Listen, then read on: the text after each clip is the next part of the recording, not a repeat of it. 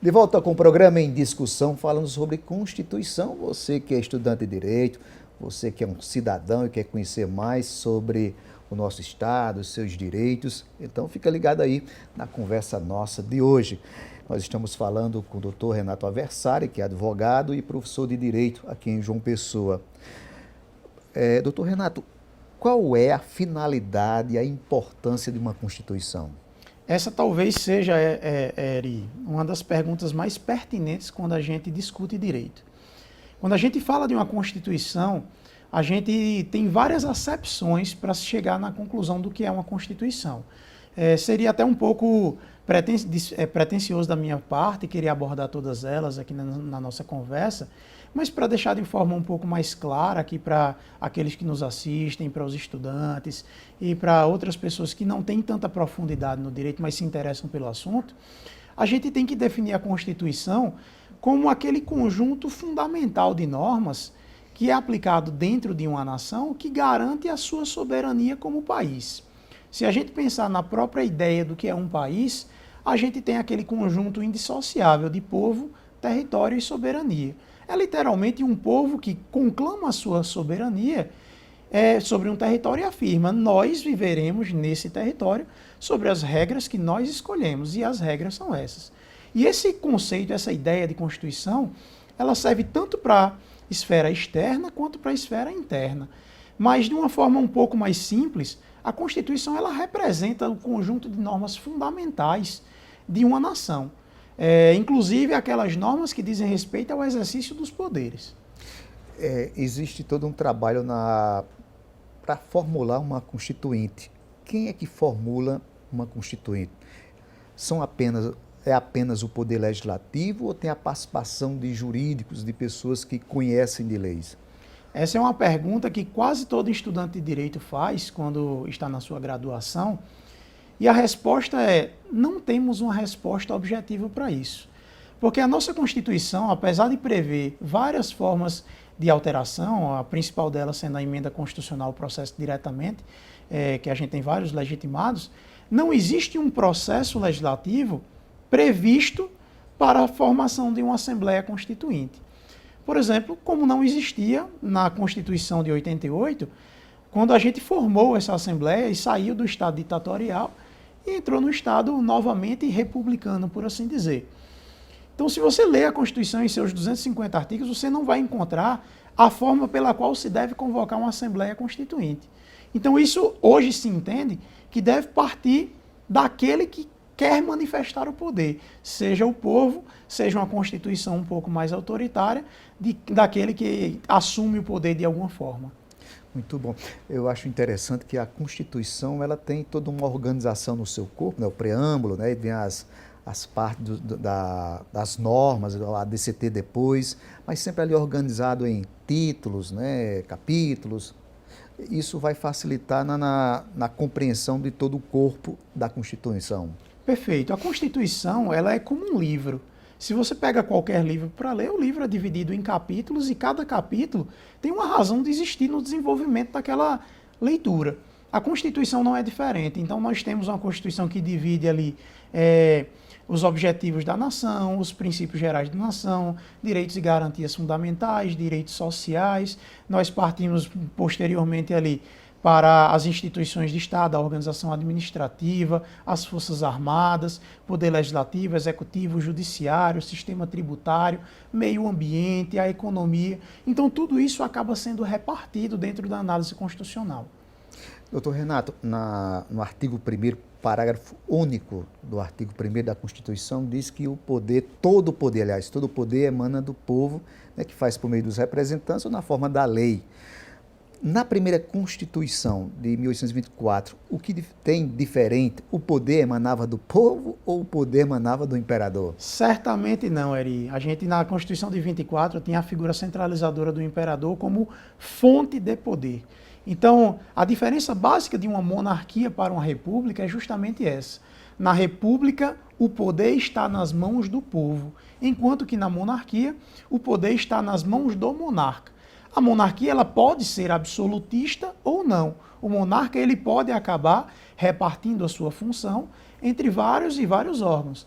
Mas na República, por assim dizer, a própria essência da República significa que o poder está nas mãos do povo. Tem um artigo aqui de 1824 que eu queria que você comentasse. Me parece essa participação direta ou indireta do povo, que diz assim, artigo 71 da Constituição de 1824. A Constituição reconhece e garante o direito de intervir todo cidadão nos negócios da sua província que são imediatamente relativos a seus interesses peculiares. Como é que a gente poderia, então, interpretar esse artigo aqui?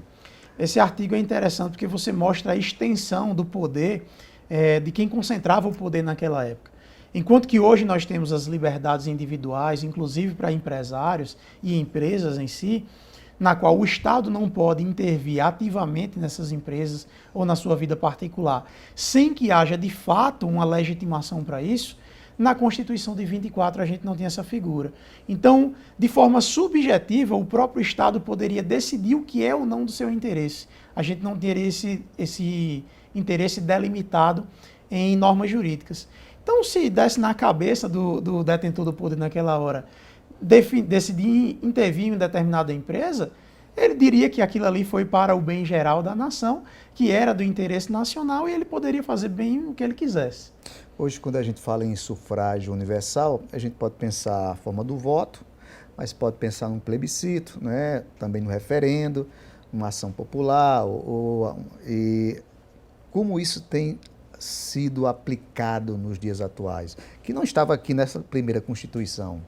Exato, Eri. A gente, quando pensa no voto em si, a gente sempre acha que o voto se limita à escolha do candidato durante a campanha política, mas, na verdade, o sufrágio universal, ele abarca outras características do exercício do poder numa república, como o plebiscito, o referendo, a ação popular, são os instrumentos que você citou. A gente teve pouquíssimos plebiscitos na história do Brasil, da República Federativa do Brasil, de 88 para cá. Referendo também nós tivemos muito pouco. O que mostra que, apesar da previsão constitucional desses institutos, os detentores do poder no Brasil não estão tão habituados a partilhar da opinião popular na hora de formular algumas políticas públicas. E sim, apenas para consultar aqueles projetos que provavelmente são da maior polêmica possível, como a gente tinha no caso do referendo sobre o Estatuto do Desarmamento. A gente teve algumas consultas plebiscitárias ao longo do nosso país, mas geralmente quando se dizia de interesses locais, como foi o caso da divisão do estado do Pará em outros 2 estados. E aí houve a consulta plebiscitária, que foi rechaçada essa ideia. Mas existe a previsão desses instrumentos para outras situações e a gente não vê tão aplicado quanto deveria ser. Já no que tange a ação popular, por exemplo, eu entendo que é um dos instrumentos mais fortes que o cidadão tem em sua mão para provocar a atuação correta dos poderes públicos.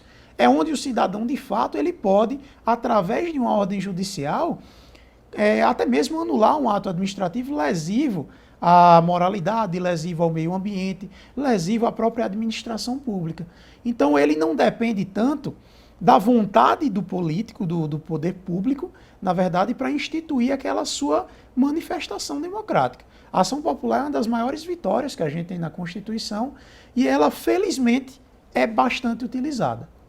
Eu escutei ontem uma citação de Rui Barbosa, que é um dos grandes nomes, se não dizer o maior nome, na segunda Constituição, não é? Que aí traz Estado, a República Federativa, né, dos Estados Unidos do Brasil, né? Mais ou menos isso, né?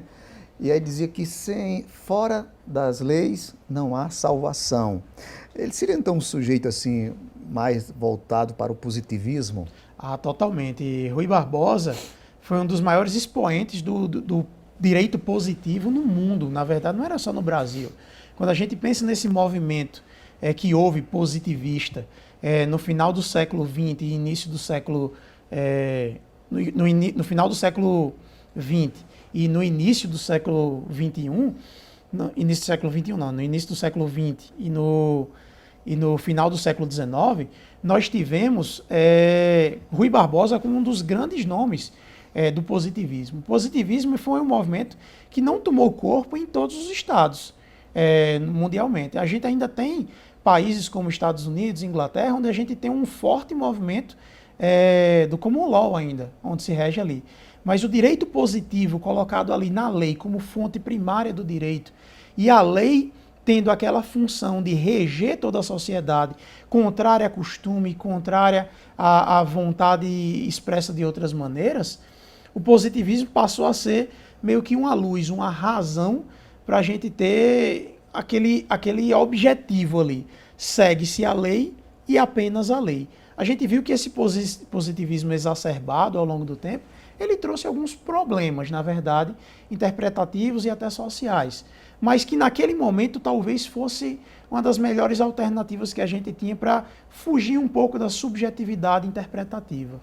Tem uma coisa interessante ao longo da história do Brasil, no governo de Getúlio Vargas, que foram 2 governos, aliás, 3 governos, mas no segundo tem a questão do Estado ditatorial, né?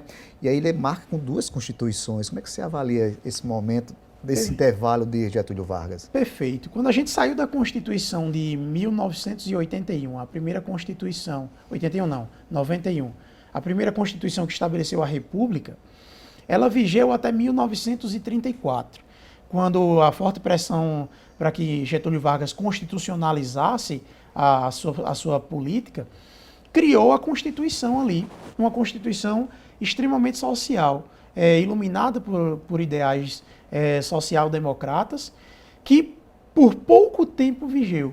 E logo após esse movimento social, nós tivemos ali um segundo momento, ainda no primeiro governo Vargas, onde em 1937, ele de forma completamente antidemocrática outorgou a Constituição de 1937. Então ele partiu de uma Constituição que era democrática em 34, com um viés totalmente social, e partiu para uma Constituição outorgada pela sua própria vontade, com grande regressão nos direitos sociais, e instituiu um Estado completamente apoiado nas ideias fascistas da época. Então muita gente hoje vê Getúlio Vargas como um defensor contra o fascismo, quando na verdade ele foi iluminado por ideias fascistas, principalmente da Constituição de 35 da Polônia. E é por isso mesmo que a nossa Constituição de 37 ela foi chamada, apelidada de polaca. Então, nesse primeiro momento ainda do governo Vargas, tivemos essa dicotomia de valores aí. Muito bom, está chegando ao final do programa. Passa rápido, né? A conversa é boa. Mas para a gente concluir, doutor Renato, nós poderemos dizer que a nossa Constituição, a de 88, foi a melhor das Constituições. Sem sombra de dúvida, Eri. A Constituição de 88, ela tem um avanço assim, incomensurável em relação às outras Constituições. Desde estabelecer a previsão de cláusulas pétreas dentro das garantias individuais, a lei do artigo 5º, até a instituição de novas formas de regulamentação e de controle das ações públicas. 2 formas dessa que a gente previu na Constituição de 88 foram a previsão do habeas data e a previsão do mandado de injunção. Então, se entendeu naquele momento que mesmo havendo previsão constitucional sobre determinadas normas, não poderia o povo ficar à mercê da vontade do legislador infraconstitucional de efetivar aqueles direitos. Então, a Constituição não só manteve institutos importantíssimos como o habeas corpus, como o mandado de segurança, mas ele também trouxe a figura de outros instrumentos. E, além disso, a gente teve também outras figuras de controle de poder dentro da própria Constituição de 88. Tivemos, por exemplo, funções atípicas do Legislativo e do Judiciário, tratando daquilo que a gente chama de sistema de pesos e contrapesos, do check and balances, onde um poder limita a atuação de outro poder para evitar exacerbações antidemocráticas. Muito bom. Doutor Renato, a gente queria agradecer a sua presença aqui. Hoje um programa bem esclarecedor e bem educativo, né? Mas muito obrigado. Eu que agradeço, Eri. Estou à disposição da TV Assembleia para novamente a gente poder debater sobre direito constitucional, sobre outros direitos também. Com certeza tem muita coisa aí para a gente falar. É bem verdade. Então, a gente quer agradecer também a sua companhia, né, a sua audiência, e a gente volta em outro momento. Obrigado e até lá.